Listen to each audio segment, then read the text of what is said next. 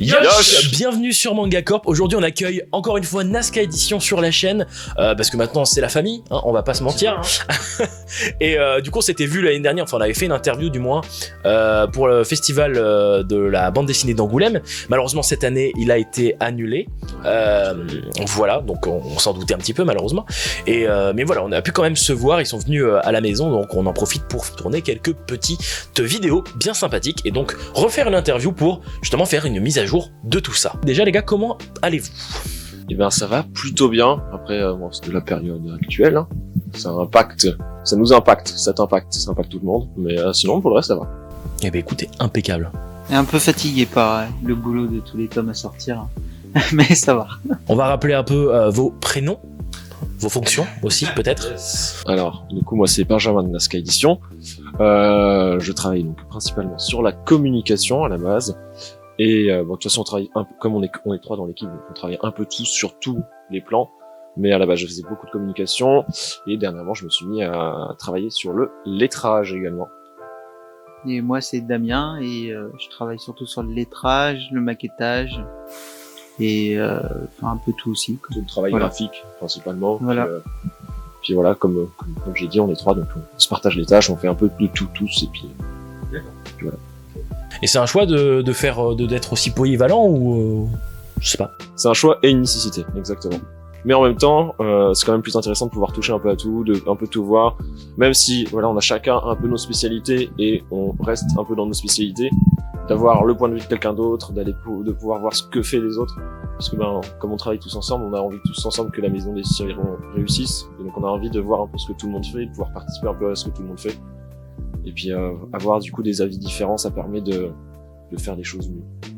Et d'ailleurs le fait de travailler autant sur ces titres, là on peut parler de Dice, qui est votre nouveauté, qui arrive fin du mois, qui est un titre donc que Damien a travaillé au niveau vraiment des cases, c'est-à-dire que là on est sur un webtoon, donc de base on a une lecture verticale, et c'est vraiment très différent d'un manga, voilà, d'un manga habituel finalement, d'un manga. Voilà, tout court. Et donc certains, voilà, selon les adaptations, on a juste du copier-coller. Enfin, en gros, on prend le webtoon, on le met sur le manga, mais ça peut être compliqué. Voilà, ça peut être difficile de visualiser. Et là, du coup, vous, Nazca Édition, vous avez choisi de tout refaire finalement vous-même, donc de reprendre chaque case, chaque dessin, chaque partie, chaque bulle, et de tout replacer. Ouais. Alors, ce qu'il faut prendre en compte, c'est que ce qu'on peut voir actuellement dans l'édition de ce qui arrive en webtoon en France, les éditeurs récupèrent en général les tomes parce que ça commence du coup à arriver dans les autres pays, en Corée, etc., des versions physiques. Donc ils récupèrent ces versions physiques qui ont déjà été créées.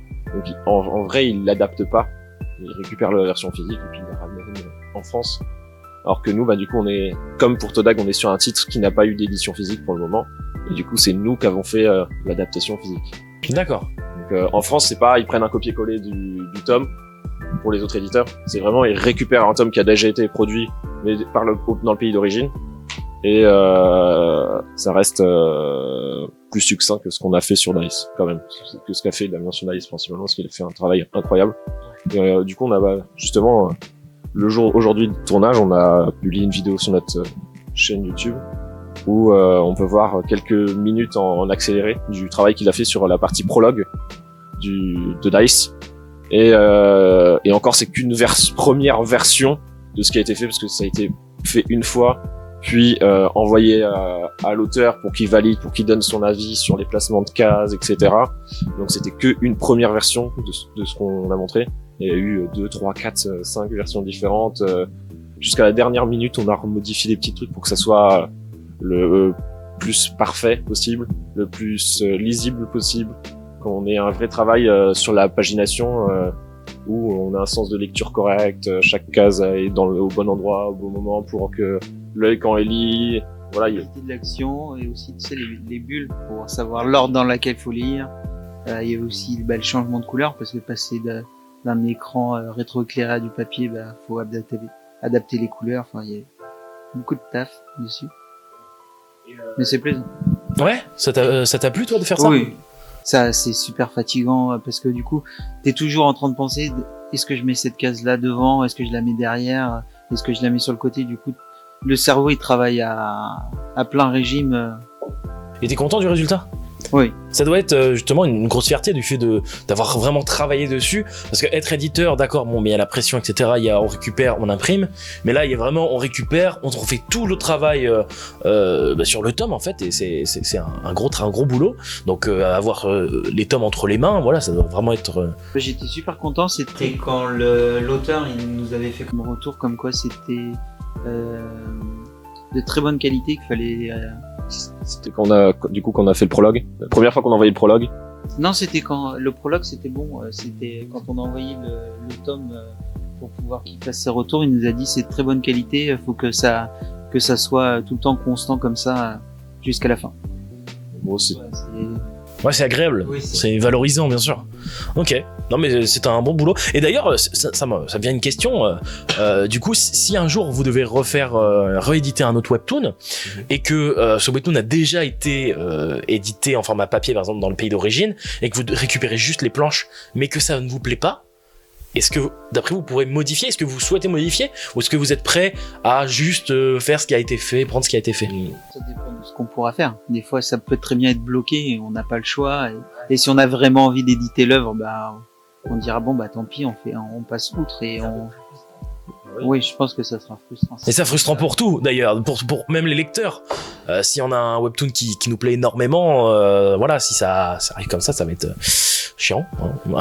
Si l'adaptation de base est bien faite, on la gardera comme elle est faite. Si on veut pouvoir essayer de la changer, on demandera pour la changer. Si on peut pas la changer parce qu'ils ne veulent pas, on gardera ce qui a été fait. Mais voilà, ouais. Et du coup, j'aimerais continuer sur une mise à jour de l'interview de l'année dernière. Comment ça s'est passé cette année pour vous? Est-ce que ça a été difficile au niveau des ventes? Comment ça s'est passé? Voilà. On a été impacté comme tout le monde par la fermeture des librairies, bien sûr. Pas de librairie, donc pas de vente, donc pas de rentrée d'argent. Mais on a dû décaler également pas mal de sorties parce que les librairies pas ouvertes, ça sert à rien de sortir quelque chose. Après on touche du bois parce que du coup on n'avait pas encore grand chose de sortie et donc on a eu en fait le problème c'est comme ça ferme, les libraires ont fait des retours et les retours ça coûte de l'argent aux éditeurs, mais nous comme on n'avait pas grand chose en titre, et qu'on a eu finalement que très peu de retours, ça nous a même pas en fait impacté nous parce que petite structure, pas grand chose de publié et donc c'était je pense qu'en fait les gros éditeurs ont eu de plus gros soucis que nous financièrement à cause du Covid. Après nous le problème qu'on a eu c'est les sorties de Soulland, parce que en fait Soulland on se dit c'est bon, c'est fini, il y a la fin du couvre-feu, on peut sortir Soulland, go, on sort Soulland et quelques semaines après problème couvre-feu, reconfinement et du coup en fait à chaque fois les sorties des tomes de Soulland se sont passées juste à un moment où ça confinement où il y avait un souci quoi. À chaque fois on a eu un souci à ce moment-là et donc Soulland qui est un bon titre a bien marché mais aurait pu je pense avoir un succès 2-3 fois plus important que ce qu'il a eu actuellement. Mais après voilà, on a tous voilà, on est qu'au tome 3, on attend encore que les gens s'y intéressent. C'est comme pour Todak, c'est un titre en couleur, c'est un titre un peu qui sort un peu de l'ordinaire par son histoire, par son format, c'est du manga chinois. Et donc c'est sûr que les gens ne sont pas encore forcément habitués. Et donc faut laisser encore le temps aux gens de s'en approcher et de s'y intéresser. Et voilà, donc on va voir là il y a le 4 qui sort ce mois-ci. Et du coup et le 5 le mois prochain. Oui, parce que à savoir, on a dû décaler des sorties au mois de janvier à cause de soucis Covid et plein d'autres choses. Et du coup, on a décalé à ce fin février là. Sauf qu'on s'est dit, on décale tout, mais on ne veut pas impacter le lecteur. Donc, les suites, donc ce qui devait sortir, parce qu'on avait prévu de faire un planning où on sortait un tome tous les 2 mois. Et même si on décale d'1 mois, le tome 2 qui devait sortir 2 mois après, finalement sortira 1 mois après. Lui, il bouge pas.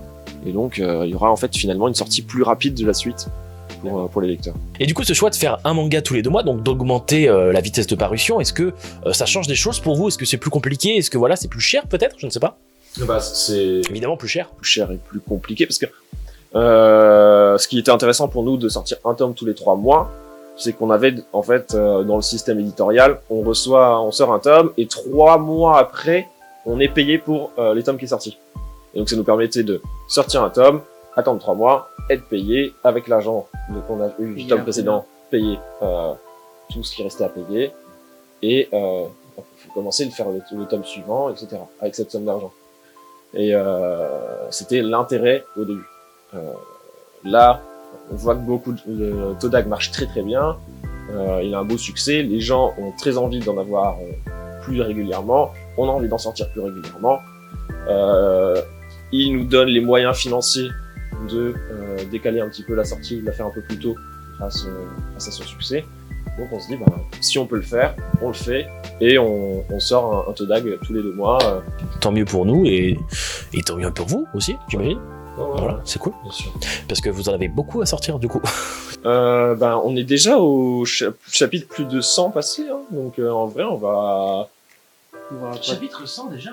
Ouais. C'est à tir, hein. Ça va vite, parce que... Là. C'est pas grave, c'est bien. 109, tu vois, ça finit. Putain, je m'en doutais pas que c'était aussi rapide. Donc finalement, il doit y avoir plus d'une trentaine de chapitres, quelque chose comme ça pour le moment, de sortie. Tomes. Ouais, de tomes, je veux dire. Ça représente, disons que là, on va être si on compte jusqu'à 300 chapitres, on va être à peu près à 27 tomes. Ok. D'accord. En ce début d'année, vous avez sorti un one-shot, d'ailleurs, qui a eu les félicitations de grands youtubeurs appelés, je ne sais plus leur nom, ils sont sur le bandeau derrière, sur la jaquette, je ne sais plus. Manga, je sais plus. Je crois que c'est marqué Manga Corp, une claque visuelle qui vous surprend jusqu'à sa conclusion. À mon avis, il faudrait les écouter. Je pense que ce sont des gens bien. ils ont peut-être raison. À mon avis, ils ont raison. Et du coup, Ictophobia est donc un one-shot, donc déjà, c'est une chose qui change par rapport à ce que vous éditez d'habitude, mais en plus de ça, il est assez particulier, et franchement, ça arrive pas souvent. Moi, le manga que j'ai en tête qui ressemble, c'est Gone, je ne sais pas, voilà, avec le petit dinosaure. Donc c'est un manga sans texte. Exactement. Et d'où ça vous est venu l'idée d'éditer ce manga, en fait, finalement? Alors, on l'a découvert déjà à Angoulême à notre première visite, en même temps que rien d'autre. Non, on a découvert ce titre à Angoulême la première année où on a été. Et il nous a tapé dans l'œil. On a trouvé ça drôle, on a trouvé ça original. Et on s'est dit qu'on avait envie de le faire. Ouais. Parce que on est une maison d'édition qui fait ce qui lui plaît. Il est tellement atypique que... Et voilà, en plus on se démarquait déjà en étant atypique avec des mangas couleurs. Ouais. Et on s'est dit, ça rentre un peu dans l'idée de la maison d'édition de faire des choses un peu qui peuvent sortir de l'ordinaire à ce moment-là. Et Ictophobia, série marrante, dessin incroyable. C'est un one-shot, donc on se lance pas dans un truc fou en 50 tomes. Et puis c'est pareil pour les gens, c'est-à-dire que si ça leur plaît pas, tant pis, de toute façon ils ont lu le tome, il n'y a pas d'autre série. Et l'histoire était bien. Moi, vraiment, ce qui m'avait marqué le jour où je l'ai vu, c'est que j'ai compris l'histoire. Je me suis dit, il n'y a pas de texte, mais j'ai tout compris, en fait. Il y a toutes les expressions, les dessins, tout est fait en sorte que tu comprennes. Que le texte, finalement, il est vraiment pas nécessaire, pas utile. Et que là, j'ai pas de texte, mais je comprends tout ce qui est en train de se passer. Je comprends les sentiments des personnages, je comprends ce qu'ils ont envie de faire, vers où ils vont, etc. Et ce que j'ai trouvé super cool. Et ce qui nous a donné envie de le faire. Après, on a attendu le moment qu'il fallait pour le publier. On voulait le publier. En fait, on voulait le sortir, du coup, pour Angoulême. Il n'y a pas eu Angoulême. Du coup, on a dû attendre aussi pour l'avoir. Ouais, on a dû attendre pour l'avoir. Comme quoi, on le voulait bien. Depuis, on le voulait. Et c'est donc le titre qu'on a teasé depuis le plus longtemps, vu que on pouvait déjà retrouver une illustration d'Ictophobia dans le tome 3 de Todag, en fin de tome. Il y a une petite photo de moi tenant le tome 1 de Todag à Angoulême, avec en fond l'illustration d'Ictophobia. Ce teasing, ce foreshadowing finalement. Meilleur que Oda. Mais c'est vraiment sympa et c'est cool en fait finalement de tester ces choses-là. Vous avez une petite ambiance dans cette maison d'édition qui fait qu'on va voir des choses exclusives, des nouveautés, finalement, qui vont arriver en France. Peut-être la prochaine fois, un manga sans images, évidemment. Ah, ça s'appelle un roman, mais... Ah oui, effectivement. Avec de la musique, je ne sais pas. Ça s'appelle un webtoon. Non, mais à voir. C'est vrai vous pouvez tenter des choses. Voilà, on a vu par exemple, d'ailleurs, celui qui a tenté les choses l'année dernière, ceux qui ont tenté des choses, c'est une maison d'édition, c'est Shiba Edition, avec Colorless, par exemple, qui avait très très peu de couleurs et la couleur jouait vraiment, avait une place dans le scénario. Et là aussi, c'était une idée intéressante. Et c'est comme quoi le manga, vraiment, voilà, ils arrivent à tester vraiment beaucoup de choses. Et... Il y a la même chose de Terrorman. Terrorman, c'est celui qui est... Terrorman qui est un webtoon qui n'est pas sorti en France, mais qui est un webtoon en fait tout en noir et blanc. Ouais. Où en fait il y a des pointes de couleur un peu partout à des endroits dans les regards des personnages ou dans le décor où en fait le personnage principal a un pouvoir et l'effet du pouvoir et a des couleurs il a un pouvoir qui lui permet de voir des trucs. Et le truc qu'il voit a une couleur. Je veux pas spoil l'histoire, donc j'en dis pas plus. C'est quand même vraiment intéressant dans le sens où jouer sur les couleurs dans un manga, c'est hyper cool finalement. C'est un ajout supplémentaire. Ouais, si, vraiment. Tu peux l'utiliser correctement. Et du coup, pour revenir rapidement avec Ectophobia, on était du coup tous contents de pouvoir le faire. On est en même temps en se disant attention, c'est quelque chose d'un peu particulier. Est-ce que ça va fonctionner?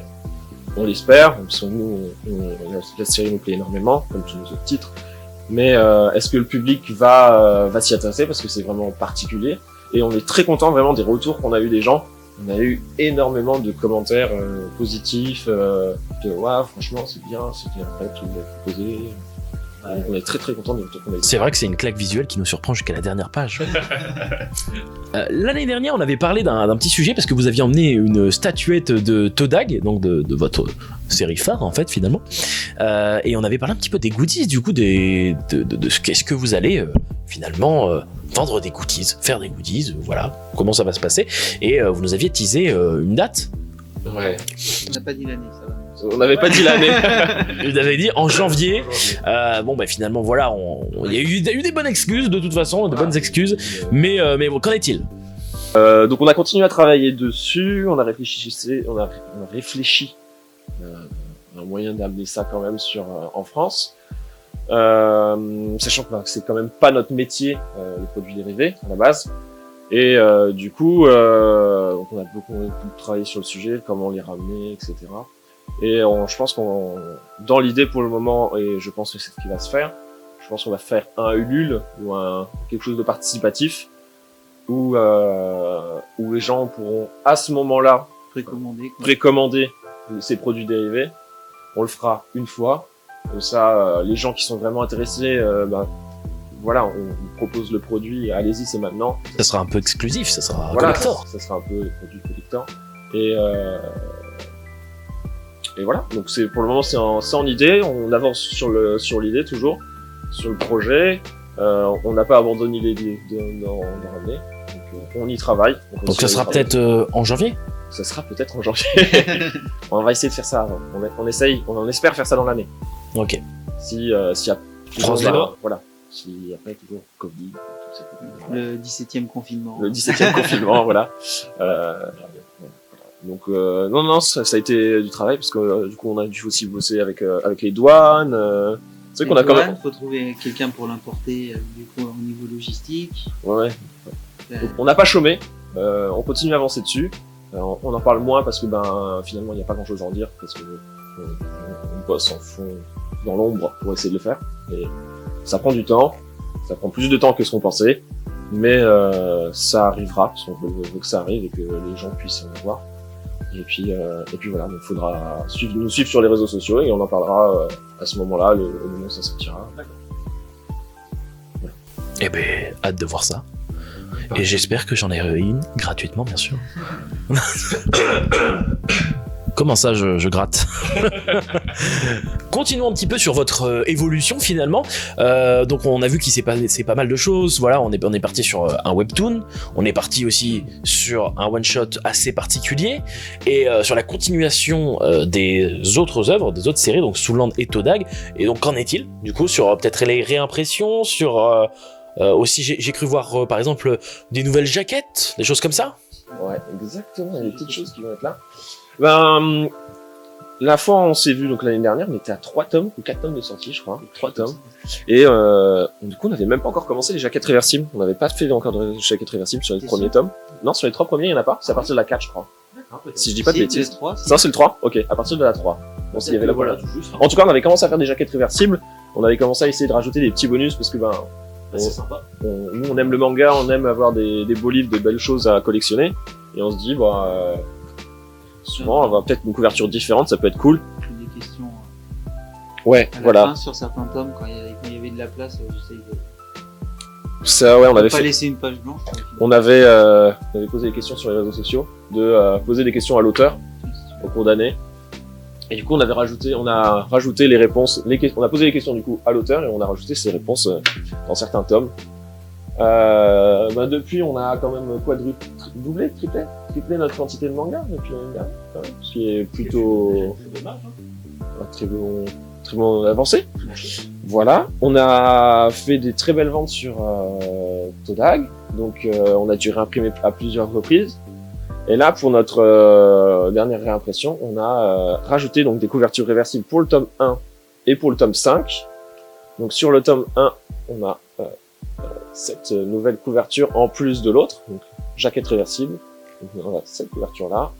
Et pour le tome 5, en plus de l'autre, on a cette nouvelle couverture qui va s'ajouter à l'ancienne. Donc pour les gens qui achèteraient maintenant le tome de Todag, il y a ces petites jaquettes réversibles.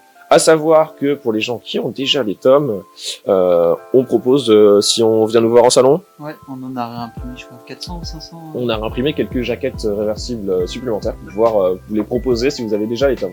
C'est, ma foi, très gentil de votre part parce que moi personnellement c'est vrai que racheter un tome pour une jaquette réversible, je suis capable de le faire, donc ça me donc mon porte-monnaie vous remercie. On a entendu tous les gens qui disent quand par exemple il y a des coffrets ou des trucs qui sortent, ouais mais nous on a acheté les tomes déjà et c'est chiant parce qu'on va pas reprendre pour avoir ce truc là en plus, donc on se dit vous avez déjà acheté le tome, c'est quand même dommage que vous puissiez pas profiter d'un truc qu'on vient rajouter. Ouais. Donc on va pas pouvoir en envoyer à tout le monde non plus, mais si vous venez nous voir en salon, on vous en donnera une avec plaisir. Nous avons eu une interaction avec le 3e membre de l'équipe qui nous demande de signaler que les tomes réimprimés ne sont pas disponibles uniquement sur notre site internet, mais bien en librairie. Donc les jaquettes réversibles sont disponibles partout et ce n'est absolument pas une exclusivité ni un tome collector réservé à notre site internet. On le trouvera partout en magasin. Et d'ailleurs, pour ceux qui ne connaissent pas Todag, je vous invite à aller sur notre Instagram, MangaCorp bien entendu, pour voir notre Minute Manga. Vous avez d'ailleurs aussi une vidéo sur la chaîne qui parle de Soulland, ainsi qu'une Minute Manga sur Ichthyophobia. C'est vrai que je ne crois pas avoir fait une vidéo exprès sur Todag. Tu avais présenté, je crois, le top 5 Webtoon. Ouais, non, mais du coup pas exprès, mais en fait on a tellement parlé à chaque fois. Nous avions parlé dans plusieurs vidéos, donc. C'était avant l'édition, je crois. Oui, non, mais c'était mon fameux top 5 Webtoon en 2018. D'ailleurs, c'est pas un Webtoon, Todag, je le rappelle, c'est un Web Manhwa. Et on a hâte de voir la suite de cette collection, donc qui s'appelle Scroll. Exactement. Voilà, on est sur un logo assez sympathique. Donc on a un petit logo orange qui veut dire action aventure et une couleur différente sur chaque thématique, si j'ai bien compris. Ouais, ça va être ça. Pour pas les. Le but c'est de pas les genrer shoujo, shonen, tout ça, mais plus par style de contenu, tu vois. C'est pas un shonen, c'est un truc d'action aventure. Donc c'est bien. T'es une fille, un garçon, peu importe si t'aimes l'action aventure, ce manga il est fait pour toi. C'est plus d'actualité, on va dire. Ouais. C'est plus d'actualité. Est-ce que y a quelques webtoons qui sont en approche peut-être chez Nazca Édition? On a plusieurs pistes, ouais. Mais après on n'a pas encore de... Le marché est compliqué, si j'ai cru comprendre. Vous voyez qu'il y a beaucoup de... Mais le webtoon est en ébullition finalement en France. Et c'est vrai que... concurrentiel en ce moment. Ouais, ça l'était pas au moment où on a commencé à négocier DICE. Et je pense que c'est une des raisons de pourquoi on l'a eu. Et maintenant, c'est vrai qu'on a eu beaucoup de... longueur d'avance. On a eu une longueur d'avance pour celui-là. pas sur les autres. Et il y a eu l'émulsion Solo Leveling, il y a eu l'émulsion Crunchyroll avec Tower of God, Noblesse God of High School. Et tout ça, je pense que c'est ce qui a attiré les éditeurs français à s'y mettre aussi. Et c'est vrai que on reste une petite structure. Et du coup, que ce soit financier ou en taille d'entreprise, on n'est pas forcément celle qui attire le premier des ayants droit. On veut aussi garder un prix bas. Du coup, on ne part pas sur 15 € le tome, ce qui fait que faut vendre 2 fois plus. Ouais. Non, mais je parle pour le même prix d'avance en droit d'auteur. Mais et du coup, vous partirez peut-être sur un marché qui est pas beaucoup exploité par rapport au webtoon. C'est le webmanga justement.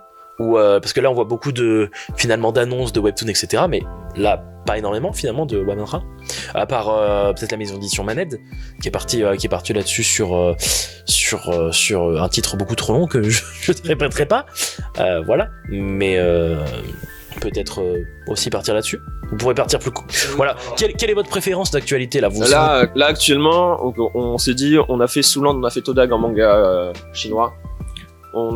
On a créé la collection Scroll pour faire pour mettre le webtoon, tous les webtoons qu'on voulait y mettre. Bon, on n'a pas eu tous les. Il y en a 2-3 chinois qu'on a déjà en tête. Ouais, en webtoon aussi. Il y a du webtoon chinois qui peut arriver.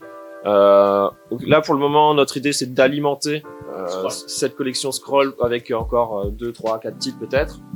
Et à côté de ça, peut-être proposer des petits one-shots qui viendraient un peu assaisonner notre maison d'édition. Et des séries plus courtes. Voilà. Et l'idée, c'est on commence à avoir des séries un peu longues, à pouvoir proposer des séries plus courtes, quand même, pour que...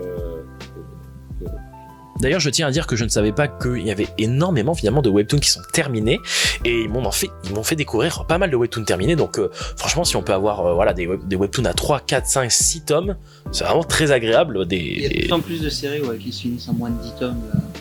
Enfin, qui se finirait pour nous en moins de 10 tomes avec l'adaptation. C'est ça qui est pratique avec le fait d'adapter, c'est qu'on peut, nous-mêmes décider de la longueur une fois qu'elle est finie. On va pas se dire, ils sont partis sur 20 tomes, nous on peut en faire 10 avec l'adaptation. Ça permet de raccourcir.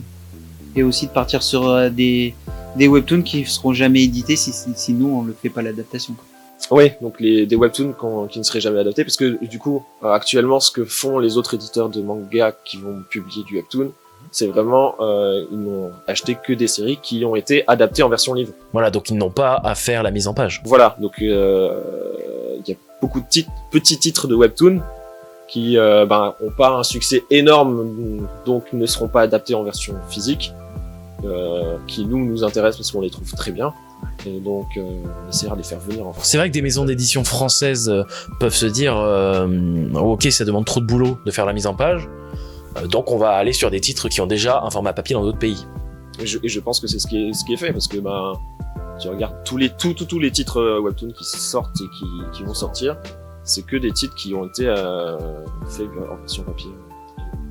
Donc je rappelle que ces petites cartes ont été données en service presse, donc voilà, pour les journalistes ou pour les influenceurs. Et donc en fait il y a une petite particularité sur cette version là qui n'a pas été envoyée aux influenceurs pour des soucis de douane, c'est que 50 d'entre eux ont été signés par l'auteur, donc une vraie dédicace, voilà, donc voilà, elles sont toutes différentes, hein, c'est vraiment pas copier-coller, et donc ça va être disponible, ça comment ça va se passer? Déjà, ça, c'est ce que vous deviez recevoir, vous, à la base, à tous ceux à qui on a envoyé le service de presse, c'était cette version-là avec la petite dédicace que vous deviez recevoir. Bon, malheureusement, comme tu l'as dit, avec les douanes, ça a été bloqué, donc on n'a pas pu vous les envoyer comme ça. Mais voilà, donc ça va être disponible dans quelques librairies à qui on en enverra, et pareil, des non signés qu'on en a plus, qu'on enverra, pareil, à différentes librairies ou qu'on passera. Entre-temps, très très dur de le récupérer finalement. Une signée, oui. Une signée, parce qu'il y en a... Il y en a pas beaucoup, oui. On peut pas lui faire passer. Ouais, vous avez 10. Donc 50, moins 10 que je vais complètement piquer. Non. Ouais, pour proposer, peut-être en proposer une ou deux en salon, en proposer quelques-uns pour les premiers arrivés, premiers servis en salon qui viennent acheter Lithophobia. Voilà, exactement. Donc on va pouvoir en proposer quelques-unes.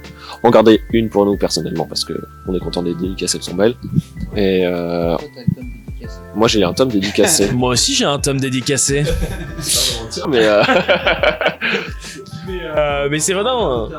Bon, on va essayer de faire venir l'auteur. Ok. Ce sera plus facile. Mais est-ce que vous voulez rajouter quelque chose pour peut-être terminer cette interview V2?